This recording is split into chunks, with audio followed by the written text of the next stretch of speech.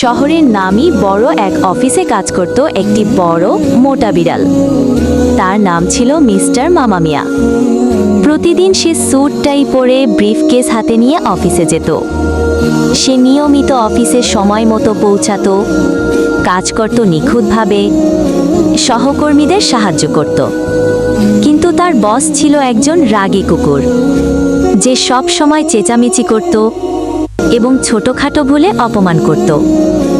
মিয়া চুপচাপ সহ্য করত, কারণ সে বিশ্বাস করত ভদ্রতা হারালে আত্মমর্যাদা হারায়।